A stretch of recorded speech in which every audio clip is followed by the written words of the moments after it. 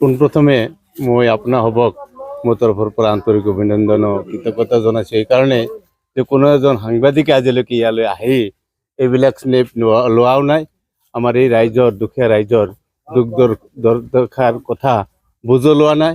অলপতে আমাৰ বিধায়ক মহোদয় আহিছিল যদিও পাৰ্কো শব্দটো কৈ তেওঁ মানে উদাও হ'ল। যি কি নহওক কিয় এতিয়া আমাৰ ইয়াতে প্ৰায় বিভিন্ন অনুষ্ঠান প্ৰতিষ্ঠান আছে। এখন অংগনবাদী কেন্দ্ৰ আছে, এখন LP স্কুল আছে, এখন হাইস্কুল আছে, মছজিদ আছে, আৰু প্ৰত্যেকখন স্কুলে ইয়াত RCC বিল্ডিং। এই স্কুলবিলাক এতিয়া যে মানে সেই স্কুল অনুষ্ঠান প্ৰতিষ্ঠান থান বান হৈ যাব। গতিকে এতিয়া এই ৰাইজেতো কোনো এটা কষ্টকৰ পৰিৱেশ কৰিব নোৱাৰিব। অৰ্থাৎ এই বস্তুবিলাক যে বিভিন্ন ঠাইত স্থানান্তৰিত কৰি লৈ যাব, সেই পৰিৱেশ নাই। ইতিমধ্যে ৰাইজৰ 5 সহস্ৰাধিক মানুহ ইয়াৰ পৰা শিফটিং হৈ গৈছে।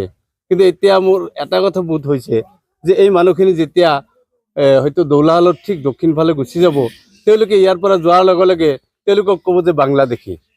আৰু এইটো বাংলাদেশী ক'বই, কাৰণ ইয়াৰে মানুহ ভোটাৰ আছিল, ইয়াৰে মানুহ এতিয়া নাই। এতিয়া তেওঁলোকে স্থানান্তৰিত হৈ দৌলাহলৰ উত্তৰ ফালে যোৱাৰ লগে লগে তেওঁলোকৰ ভোটাৰ কাৰ্ডত এই জেগাখিনিৰ নামটো নাপাব, ৰৌমাৰী বাথাৰ নাপাব, তেওঁলোকক পাব মানে ক্ষুদ্ৰনপুৰী, মূলাঘাটা, চতলা বা কমলাবাৰী। তেতিয়া তেওঁলোকে হ'ব সন্দেহযুক্ত বাংলাদেশী। গতিকে এই ক্ষেত্ৰত মই চৰকাৰক আহ্বান জনাওঁ, এই মানুহখিনি যাতে আগলৈকে কোনো ধৰণৰ হাৰাশাস্তিৰ সন্মুখীন নহয়, তাৰ কাৰণে চৰকাৰক মই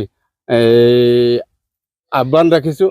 আচলতে এই মানুহখিনি বৰ দুৰ্ভগীয়া, আৰু এই দুৰ্ভগীয়া ঠাইত চৰকাৰে ক্ষীপ্ৰ পদক্ষেপ নল'লে অহা দিনবোৰত এই 2026 চনৰ ভিতৰতে দৌলাহল যেন পাব, এনেকুৱা এটা মানে জটিল ভাবুকিৰ সৃষ্টি হৈছে।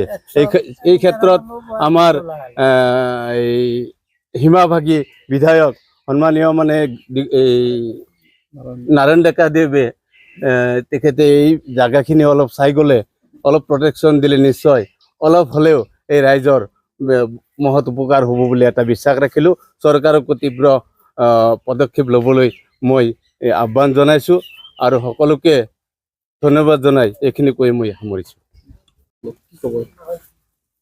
পোনপ্ৰথমে মই আপোনা হবক মোৰ তৰফৰ পৰা আন্তৰিক অভিনন্দন ও কৃতজ্ঞতা জনাইছোঁ। এই কাৰণে যে কোনো এজন সাংবাদিকে আজিলৈকে ইয়ালৈ আহি এইবিলাক স্নেপ লোৱাও নাই। আমাৰ এই ৰাইজৰ দুখীয়া ৰাইজৰ দুখ দুৰ্দশাৰ কথা বুজো লোৱা নাই।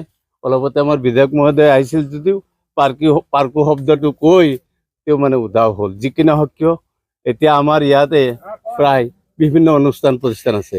এখন অংগনবাদী কেন্দ্ৰ আছে, এখন LP স্কুল আছে, এখন হাইস্কুল আছে, মছজিদ আছে, আৰু প্ৰত্যেকখন স্কুলে ইয়াত RCC বিল্ডিং। এই স্কুলবিলাক এতিয়া যে মানে সেই স্কুল অনুষ্ঠান প্ৰতিষ্ঠান থান বান হৈ যাব। গতিকে এতিয়া এই ৰাইজেতো কোনো এটা কষ্টকৰ পৰিৱেশ কৰিব নোৱাৰিব। অৰ্থাৎ এই বস্তুবিলাক যে বিভিন্ন ঠাইত স্থানান্তৰিত কৰি লৈ যাব, সেই পৰিৱেশ নাই। ইতিমধ্যে ৰাইজৰ 5 সহস্ৰাধিক মানুহ ইয়াৰ পৰা শিফটিং হৈ গৈছে। কিন্তু এতিয়া মোৰ এটা কথা বোধ হৈছে যে এই মানুহখিনি যেতিয়া হয়তো দৌলাহলৰ ঠিক দক্ষিণ ফালে গুচি যাব,